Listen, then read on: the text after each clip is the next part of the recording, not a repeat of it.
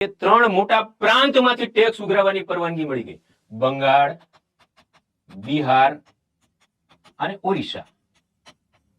જો આ મોટા પ્રાંત, 3 મોટા પ્રાંતમાંથી હપ્તા ઉઘરાવવા માંડ્યા. અંગ્રેજોને મજા આવી ગઈ, ધંધો બંધો મૂકો, જીન્સના પેન્ટ વેચવાનો, આ જ કરાય. જઈને હપ્તા ઉઘરાઈ આવવાના, બીજું કઈ ખરું? બંગાળ, બિહાર, ઓરિસ્સા. હવે હપ્તા ઉઘરાવવા છતાં તમને હપ્તા ઉઘરાવવા છતાં આપણે તમને ભ્રષ્ટાચાર મગજમાં આવે કે નહીં? હા સાહેબ, સાચી વાત છે. 500 ઉઘરાયું ને 200 જમા કરું. આજ ચાલુ કર્યું, આજ 500 ઉઘરાવીને 200 જમા કરાવે ઈસ્ટ ઇન્ડિયા કંપનીમાં. 9 વર્ષ આવું હાલ્યું. એટલે રાણીને લાગ્યું ખારા ટેક્સ તો ઘણો બધો ઉઘરાવે, પૈસા વધતા કેમ નથી ખાતામાં? ઈસ્ટ ઇન્ડિયા કંપની ખાડે જાય છે, કારણ કે એ વધારે ખીચામાં નાખતા હતા. 100 રૂપિયા ઉઘરાવે, 10 જમા કરાવે કંપની, એવું ખીચામાં નાખે. હા, તો 1773 ની અંદર રાણી એમના ભૂરાઓને કંટ્રોલમાં રાખવા માટે, રેગ્યુલેટ કરવા, નિયમમાં રાખવા માટે જે એક લાવે એને નિયામક ધારો કહેવાય.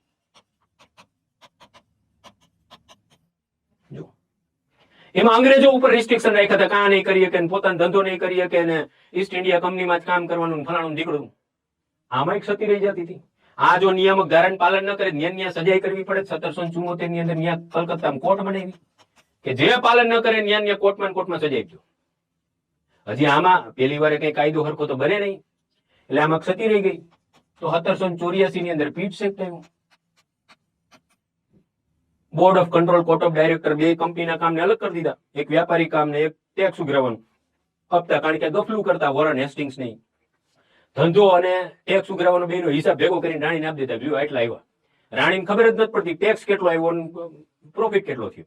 બરાબર. તો એની માટે કંપનીના બે કામને અલગ કરશે પીટ એક્ટ પછી. Board of director, board of control ને કોર્ટ ઓફ ડાયરેક્ટર્સ.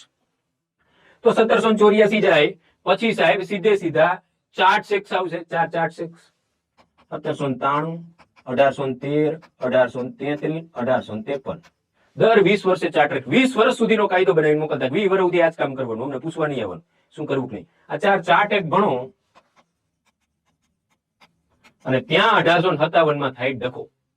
મોટા પાયે અંગ્રેજો માન બચ્યા. એવડો મોટો વિદ્રોહ થયો કે અંગ્રેજો માન બચ્યા સાહેબ. હે ને?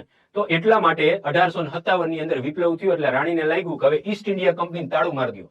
1857 માં ઈસ્ટ ઇન્ડિયા કંપની બંધ કરી દીધી.